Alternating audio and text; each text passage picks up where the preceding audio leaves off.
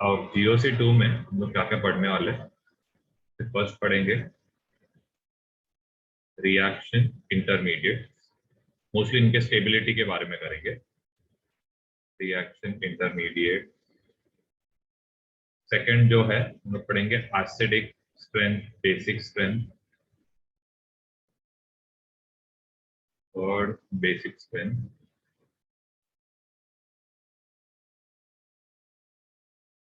इसमें भी ऑर्डर्स है, जैसे आपको पहले दिया था वो 3-4 ऑर्डर्स आपको याद ही रखना है। याद करोगे मार्क्स आपका एग्जाम में फिक्स हो जाएगा। एसिड बेस और टॉटोमरिज्म भी है, लेकिन वो बाद में करेंगे।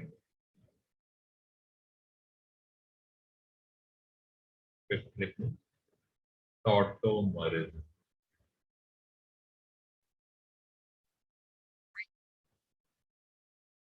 अब इसमें तो अभी हम लोग सबसे पहले चालू करने वाले हैं, टॉपिक का नाम लिखना, रिएक्शन इंटरमीडिएट। अभी रिएक्शन इंटरमीडिएट है क्या? जैसे कोई रिएक्टेंट प्रोडक्ट में कन्वर्ट होने के पहले, रिएक्टेंट प्रोडक्ट में कन्वर्ट होने के पहले इसके बीच में एक स्टेट आता है, ठीक है, इसको हम लोग बोलते हैं ट्रांजिशन स्टेट बोलते हैं। ये ट्रांजिशन स्टेट में ना इंटरमीडिएट फॉर्म होता है। अभी इंटरमीडिएट क्या रहता है? कि इंटरमीडिएट रिएक्टेंट और प्रोडक्ट के एग्जैक्टली इन बिटवीन में आता है, तो इंटरमीडिएट बोलते हैं। हम लोग अभी इसके बारे में पढ़ेंगे। ये जो रिएक्शन इंटरमीडिएट रहता है, इसका एनर्जी क्या रहता है? बहुत हाई रहता है एंड ये क्वाइट अनस्टेबल रहता है।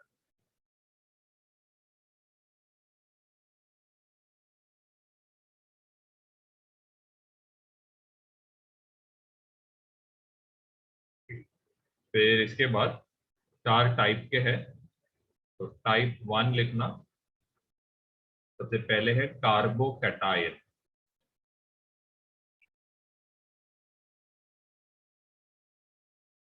कार्बोकैटायन को आप कार्बोनियम आयन भी बोलते हो। अभी कार्बोनियम आयन रहता है क्या है, देखो सबसे पहले है यहाँ पे, एक सेकेंड, ये जो बॉन्ड है इसको मैं, पीछे का जो बॉन्ड है इसको मैं रेड कलर के थ्रू बता रहा हूँ। यहाँ पे ऊपर 2 p ऑर्बिटल्स जो खाली रहेंगे। फिर इसका दूसरा टाइप है जिसमें मतलब एक डबल बॉन्ड रहेगा, एक सिंगल बॉन्ड रहेगा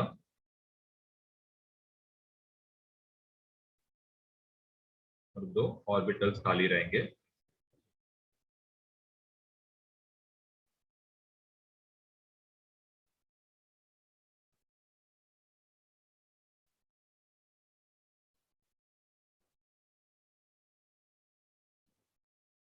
ओके, अब यहाँ पे कितना सिग्मा बॉन्ड है? 1 2 3, तो इधर आएगा 3 सिग्मा बॉन्ड आएगा। यहाँ पे there are 2 sigma bond and एक पाई बॉन्ड है इसमें। यहाँ पे 2 पाई बॉन्ड है, एक सिग्मा बॉन्ड है एंड ये वाला जो स्ट्रक्चर है अनस्टेबल। अनस्टेबल है मतलब ये ज्यादा करके फॉर्म नहीं होता।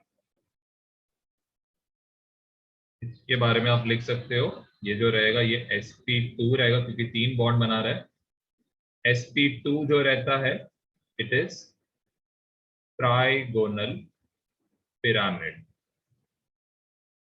ये जो रहेगा ये रहेगा sp हाइब्रिडाइज, क्योंकि जो डबल बॉन्ड है उसको हम लोग एक सिंगल लोन पेयर कंसिडर करते हैं। यह आएगा, इसका स्ट्रक्चर रहेगा। जिनका लिख के नहीं हुआ है एक स्क्रीनशॉट ले लेना।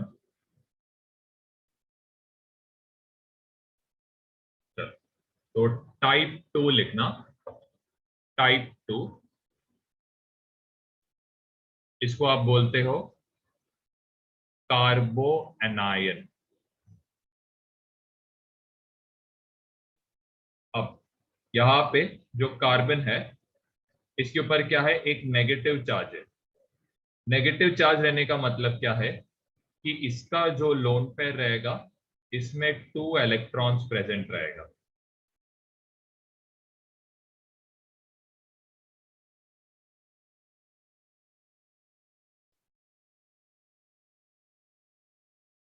ओके, अब मेन चीज क्या है, यहां पे आप देखोगे कि 3 बॉन्ड बन रहा है, 1 2 और एक 3। तो बहुत जन का लॉजिक क्या रहेगा, यहाँ पे sp2 हाइब्रिडाइजेशन है, लेकिन लोन पेयर को आप एक बॉन्ड पेयर कंसिडर करते हो अगर आपने केमिकल बॉन्डिंग किया रहेगा तो 4 बॉन्ड है तो यहाँ पे ये रहेगा sp3।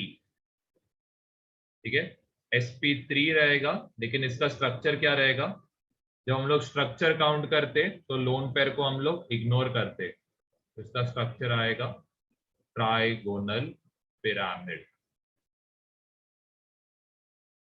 ठीक है, अब नेक्स्ट है, इसमें कितना सिग्मा बॉन्ड है, तो आपको दिख रहा है 3 सिग्मा बॉन्ड है। फिर दूसरा जो है यहाँ पे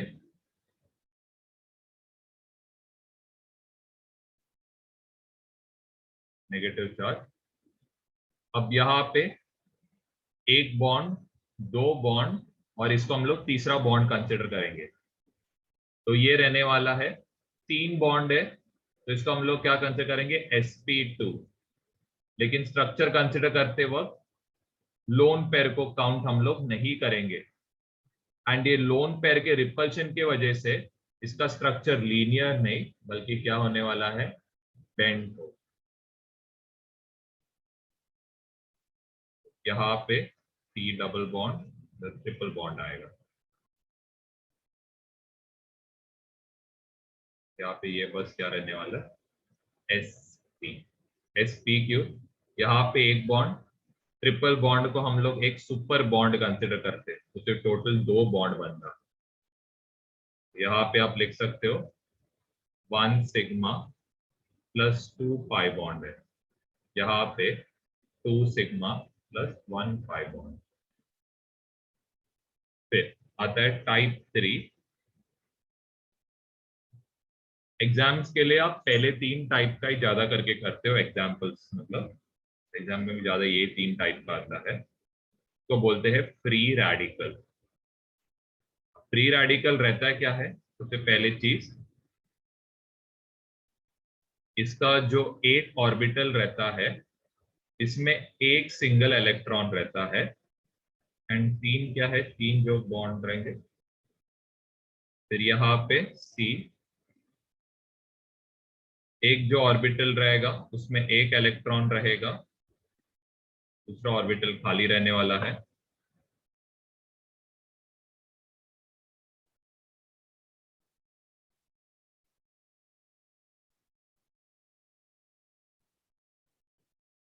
ध्यान से देखो,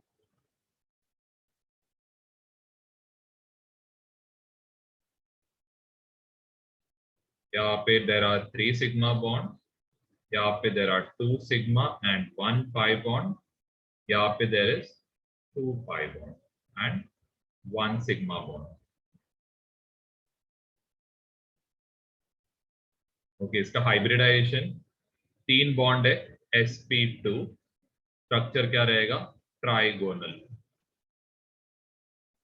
लेकिन ये प्लेनार लेगा। प्लेनार का मतलब क्या है, ये एक ही प्लेन, मतलब ये पेज के ऊपर अगर इसको बनाओगे इसका स्ट्रक्चर है क्या दिखेगा, एक प्लेन पे दिखेगा, ये पेज पे सबके बीच का एंगल 120 डिग्री रहने वाला है। यहाँ पे 2 ही बॉन्ड बन रहा है, एक और ये एक सुपर बॉन्ड बनेगा, तो इसका हाइब्रिडाइजेशन रहेगा sp। ठीक है, अब इसका स्ट्रक्चर क्या रहेगा, 2 बॉन्ड है तो ये लीनियर स्ट्रक्चर रहेगा।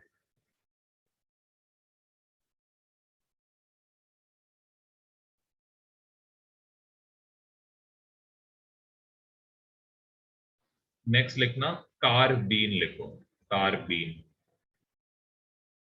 अब ये कार्बीन है क्या, कार्बन जो है इनकम्प्लीट ऑक्टेट है, मतलब सिर्फ इसमें क्या रहेगा, 6 इलेक्ट्रॉन्स रहेगा।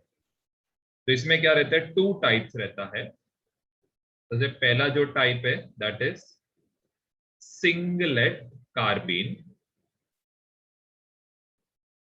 दूसरा जो टाइप है इसको क्या बोलते हैं, ट्रिपलेट कार्बीन।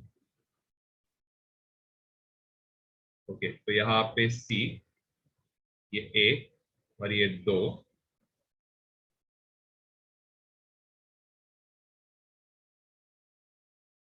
यहाँ पे ये दोनों क्या रहेंगे, वेकेंट ऑर्बिटल रहेंगे।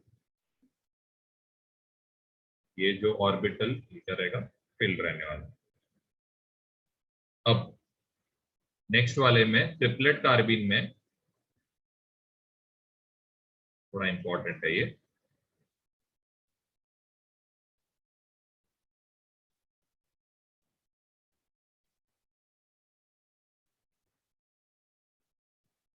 अब यहां पे एक इलेक्ट्रॉन वाई वाले शेल में रहेगा, मतलब पी वाई केस में रहेगा, एक इलेक्ट्रॉन पी एक्स केस में रहेगा ट्रिपलेट कार्बिन में।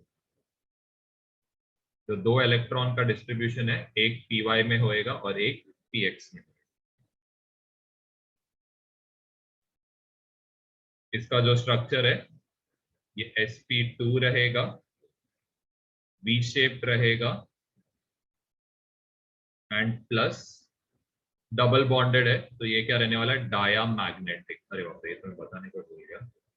चलेगा, यहाँ पे 2 लोन पेयर है, 2 लोन पेयर है। तो सबसे पहले इसका कितना बॉन्ड है, इधर 2 ही बॉन्ड है, 1 और 2, 2 बॉन्ड है। तो ये sp रहेगा, sp रहने वाला है मतलब लीनियर रहेगा। 2 लोन इलेक्ट्रॉन है, इसके वजह से क्या रहेगा, पैरामैग्नेटिक। या तो पहले लिख लो, फिर पहले का भी थोड़ा बताना।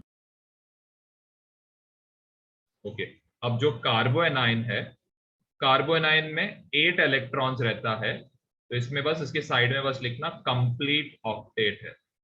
कंप्लीट ऑक्टेट का मतलब क्या है, 8 इलेक्ट्रॉन्स है इसमें। ठीक है, इसमें जो 6 इलेक्ट्रॉन रहेगा ये बॉन्डेड स्टेट में है, मतलब बॉन्ड बना रहा है। और जो 2 इलेक्ट्रॉन है ये नॉन बॉन्डेड स्टेट में, 2 इलेक्ट्रॉन नॉन बॉन्डेड स्टेट में है। प्लस ये क्या है, इसको हम लोग न्यूक्लियोफाइल भी बोलते हैं। न्यूक्लियोफाइल का मतलब क्या है, ये पॉजिटिव चार्ज के पास जाएगा। न्यूक्लियोफाइल 2 इलेक्ट्रॉन जो रहता है नॉन बॉन्डेड है, मतलब लोन पेयर में रहेगा। 6 इलेक्ट्रॉन जो है ये बॉन्डेड स्टेट में रहेगा। एंड ये क्या है, कंप्लीट ऑक्टेट। फ्री रेडिकल के बारे में जस्ट लिखना, ये इनकम्प्लीट ऑक्टेट है। अब इनकम्प्लीट ऑक्टेट क्यों, क्योंकि इसमें सिर्फ कितना है, 7 इलेक्ट्रॉन प्रेजेंट है। कैसे 7, 6 जो इलेक्ट्रॉन्स रहेंगे ये बॉन्डेड इलेक्ट्रॉन्स रहने वाले हैं, एंड जो एक इलेक्ट्रॉन रहेगा ये रहेगा लोन पेयर के अंदर। प्लस एक इलेक्ट्रॉन अकेला है तो ये क्या रहेगा, पैरामैग्नेटिक। इंपॉर्टेंट कंसेप्ट है ये।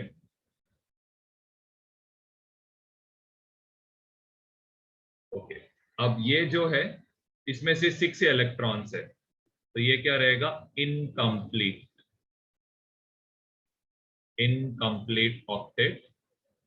कितना इलेक्ट्रॉन्स है इसमें, 6 इलेक्ट्रॉन्स है, और 6 के 6 इलेक्ट्रॉन सब बॉन्डेड है। तो ये बस देखो, लास्ट 2। फिफ्थ जो है इसको हम लोग बोलते हैं नाइट्रीन।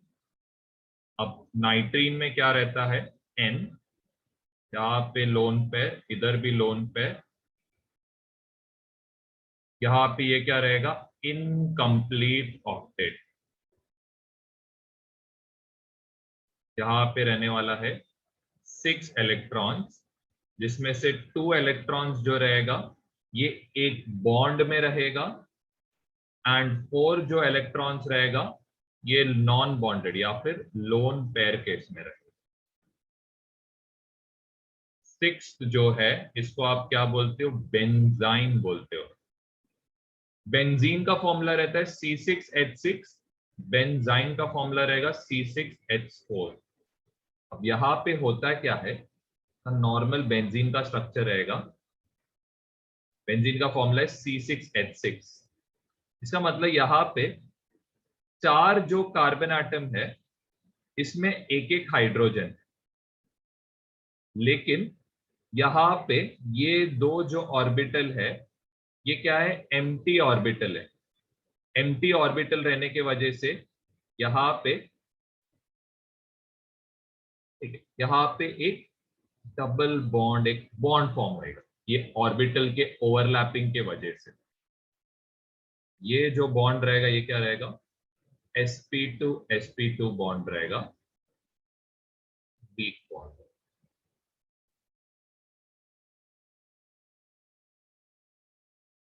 एंड ये जो बॉन्ड फॉर्म हो रहा है इसके बारे में आप लिख सकते हो, सेम प्लेन में है रिंग के। मतलब ये सपोज मैंने ये डायग्राम पेज पे बनाया है, तो ये भी जो बॉन्ड है ये भी पेज पे आएगा, या फिर इसको ऐसे भी बना सकते हो, बेंजाइन एक एडिशनल बॉन्ड। तो ये पॉइंट्स को आप एक वही फुल स्केप में लिखे रहना। सबसे पहले है factors affecting stability of intermediate.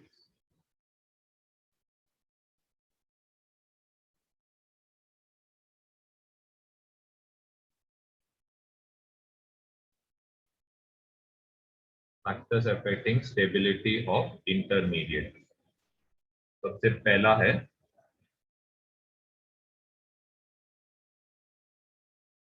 When charge is present, मतलब अभी भी चार्ज रहेगा, charge is present on intermediate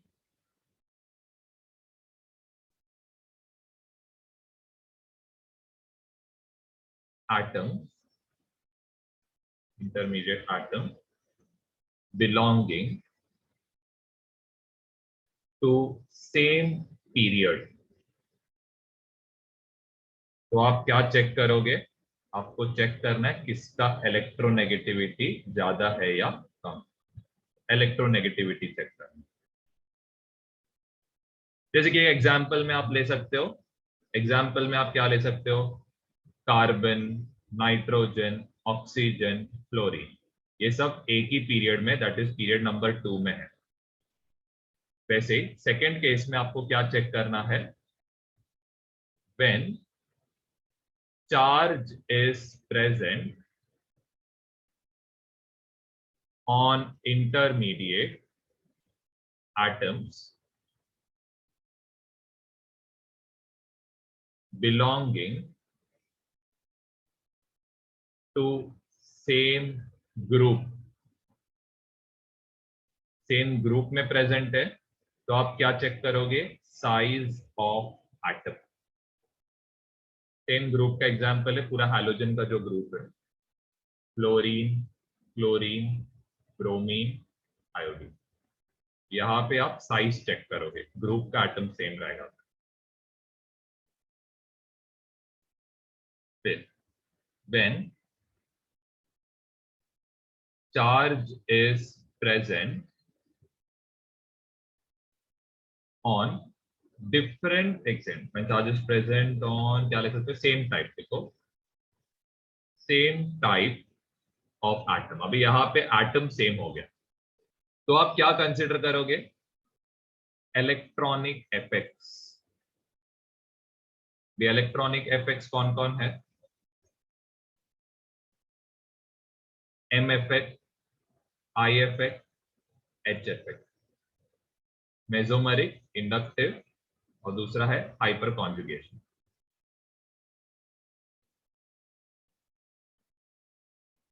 next है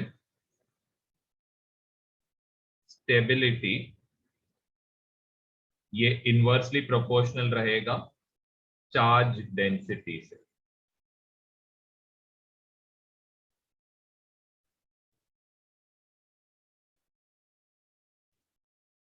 यहाँ तक लिखना, और 2 पॉइंट है लेकिन इसको सेपरेट बताऊंगा।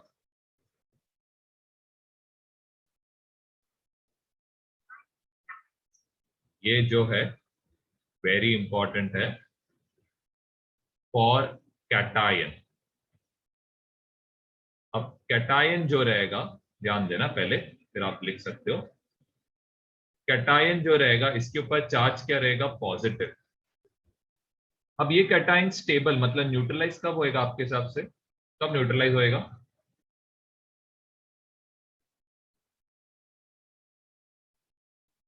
कब होएगा न्यूट्रलाइज? तो चार्ज हट जाएगा, चार्ज निकल जाएगा। चार्ज स्टेबल कब होएगा, मतलब कौन सा चार्ज इस पे देना पड़ेगा पॉजिटिव पे? Negative charge. ठीक है, नेगेटिव चार्ज जैसे आप दोगे ये क्या बन जाएगा, स्टेबल बन जाएगा। नेगेटिव चार्ज देने का मतलब क्या है कि जब आप इलेक्ट्रॉन डोनेटिंग ग्रुप्स, ठीक है, इलेक्ट्रॉन डोनेटिंग ग्रुप ऐड करोगे, इलेक्ट्रॉन डोनेटिंग ग्रुप से मतलब कौन सा इफेक्ट रहेगा, ये प्लस एम फिर प्लस आई, और ऑफकोर्स हाइपर कॉन्जुगेशन चेक करो। लेकिन सॉरी, ऑर्डर क्या रहेगा, पहले एम आएगा फिर हाइपर कॉन्जुगेशन आएगा, लास्ट में आप इंडक्टिव चेक करो। इंडक्टिव को सबसे लीस्ट प्रेफरेंस देते हैं। फिर नेक्स्ट यहां पे लिखो, ये तो फर्स्ट हो गया इलेक्ट्रॉन डोनेटिंग ग्रुप। सेकंड आप क्या चेक करोगे, स्टेबिलिटी जो है ये इनवर्सली प्रोपोर्शनल रहेगा परसेंटेज एस कैरेक्टर। अब परसेंटेज एस कैरेक्टर आपको पता है कि एसपी में परसेंटेज एस कितना है, 50%। तो इसका जो स्टेबिलिटी रहेगा ये लेस रहेगा।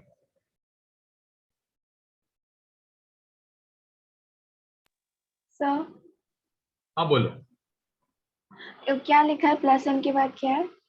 प्लस एम क्या, प्लस एच है फिर प्लस आई है, वो ऑर्डर है, पहले आप वो चेक करोगे।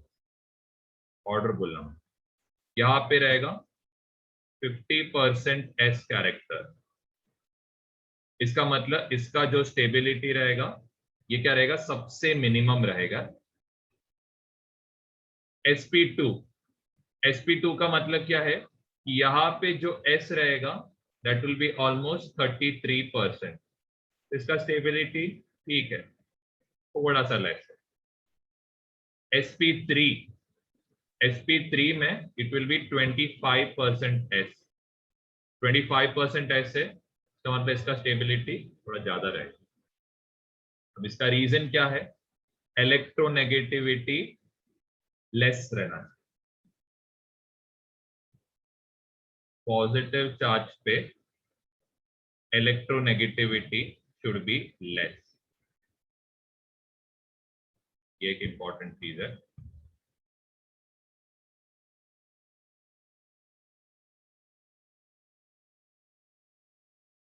पॉजिटिव चार्ज पे इलेक्ट्रोनेगेटिविटी लेस रहना चाहिए। तो वैसे हम लोग करेंगे फॉर एनायन। अब एनायन इस पे क्या रहता है, नेगेटिव चार्ज रहता है। तो ये स्टेबल कब रहेगा आपके हिसाब से, स्टेबल कब होएगा?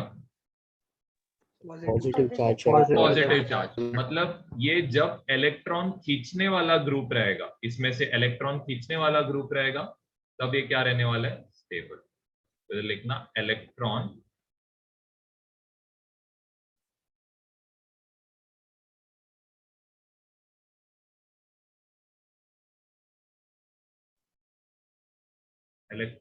Withdrawing group. Electron withdrawing group मतलब इफेक्ट क्या रहेगा, -m। अफकोर्स इसमें एच इफेक्ट को काउंट नहीं करोगे, ठीक है, तो यहां पे आएगा -i। यही दो इफेक्ट्स है। रिवर्स हाइपर कॉन्जुगेशन रेयरली होता है। यहां पे स्टेबिलिटी जो है ये डायरेक्टली प्रोपोर्शनल है परसेंटेज एस कैरेक्टर के साथ। तो आपको क्या समझ रहा है इससे, नेगेटिव चार्ज का स्टेबिलिटी कब बढ़ेगा?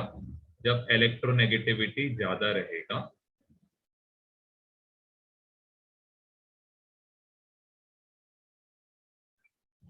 सबसे पहले लिखना जनरल ऑर्डर ऑफ स्टेबिलिटी।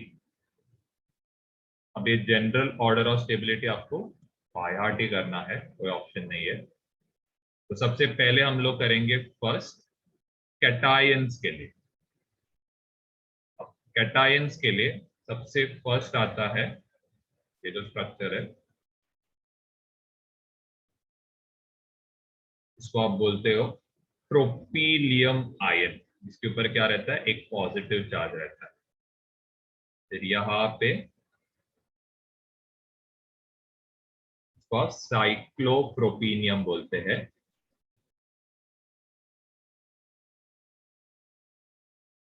ये रहेगा CH2, इधर प्लस चार्ज है, यहाँ पे इधर प्लस चार्ज है। इन तीनों में क्या हो रहा है? रेजोनेंस हो रहा है। सबसे ज्यादा रेजोनेंस इसमें हो जाएगा। प्लस ये क्या है? एरोमेटिक रिंग है, ठीक है, इसीलिए ये सबसे ज्यादा स्टेबल है। 6 पाई इलेक्ट्रॉन्स, रेजोनेटिंग स्ट्रक्चर्स इसमें 7 रेजोनेटिंग स्ट्रक्चर्स है। प्लस क्या है? ये एरोमेटिक है।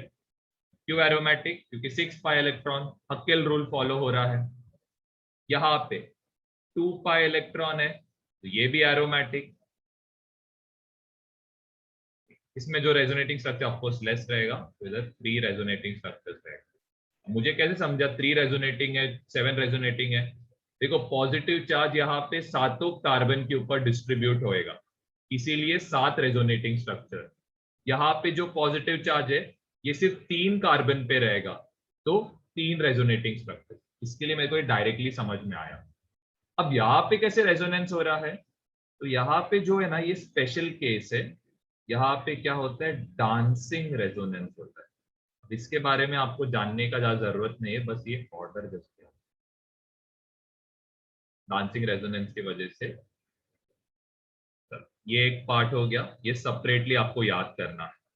अब नेक्स्ट वाला पार्ट, आप सोचो इसका स्टेबिलिटी क्यों सबसे ज्यादा रहेगा आपके हिसाब से? यहाँ पे क्यों स्टेबिलिटी सबसे ज्यादा है? मतलब इसमें ज्यादा क्यों स्टेबिलिटी आपके हिसाब से? Alpha hydrogen. Alpha hydrogen, perfect, hyper conjugation हो रहा है।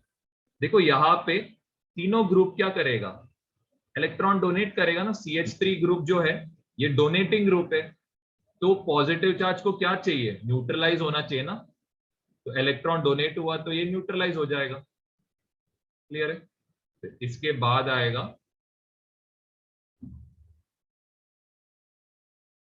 CH, और इसके ऊपर क्या आएगा? पॉजिटिव चार्ज आएगा। अभी बहुत जन को यहाँ पे मतलब डाउट आता है कि यहाँ पे तो हाइपर कॉन्जुगेशन हो रहा है, यहाँ पे चलो रेजोनेंस हो रहा है। आपने क्या बोला था? रेजोनेंस हाइपर कॉन्जुगेशन से ज्यादा स्टेबल रहता है। तो यहाँ पे हाइपर कॉन्जुगेशन के लिए 12 हाइड्रोजन है, तो ये जो है ऑफकोर्स क्या रहेगा? रेजोनेंस इफेक्ट को ज्यादा ओवरटेक कर लेता है, तो इसीलिए यहाँ पे ज्यादा है। तो यहाँ पे लिखो 12 अल्फा हाइड्रोजन है, ठीक है। प्लस यहाँ पे 3 CH3 ग्रुप्स है, जो इलेक्ट्रॉन या फिर इसको हम लोग लिख सकते प्लस इंडक्टिव इफेक्ट में क्या करेगा? हेल्प करेगा। यहाँ पे तो सिर्फ क्या हो रहा है? रेजोनेंस हो रहा है, सिर्फ रेजोनेंस हो रहा है। एंड इसके बाद जो आएगा इसको आप बोलते हो एलाइलिक ग्रुप। ये आपको याद करना है। एलाइलिक ग्रुप कैसे? आप देखो ये फर्क आपको मैं बाद में समझाता हूँ। एलाइलिक ग्रुप लिखना, इसको आप बोलते हो benzylic group. Benzylic group, groups का नाम याद रखना, काम में आएगा। ये प्राइमरी एलाइलिक ग्रुप। फिर नेक्स्ट जो आता है, यहाँ पे ये पॉजिटिव चार्ज रहेगा, इधर R, इधर R। यहाँ पे भी क्या आ रहा है? रेजोनेंस हो रहा है, ठीक है, इधर भी रेजोनेंस हो रहा है। किसके बीच में? Double bond and positive charge के बीच में रेजोनेंस हो रहा है। यहाँ पे कौन सा इफेक्ट हो रहा है? सबसे पहले चीज कितना है alpha hydrogen? 6 alpha hydrogen 2 CH3 group से, जिसकी वजह से क्या हो रहा है? प्लस आई इफेक्ट हो रहा है, लेकिन इधर रेजोनेंस में, फिर पहले वाले में रेजोनेंस जाता है। फिर आएगा RCH2, फिर आएगा CH3। CH3 पे क्यों कम है? क्योंकि यहाँ पे तो कोई अल्फा हाइड्रोजन प्रेजेंट नहीं है, यहाँ पे 0 अल्फा हाइड्रोजन, यहाँ पे एटलीस्ट 3 अल्फा हाइड्रोजन प्रेजेंट है।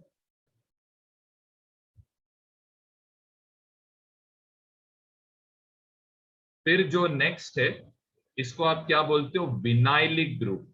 विनाइलिक ग्रुप क्या है जरा ध्यान देना। विनाइलिक ग्रुप पे जो डबल बॉन्ड है उसके ऊपर ही पॉजिटिव चार्ज है। यहाँ पे क्या फर्क था? यहाँ पे डबल बॉन्ड के जो साइड का कार्बन है इस पे पॉजिटिव चार्ज था, एलाइलिक, और इसको क्या बोलते हैं? विनाइलिक ग्रुप है।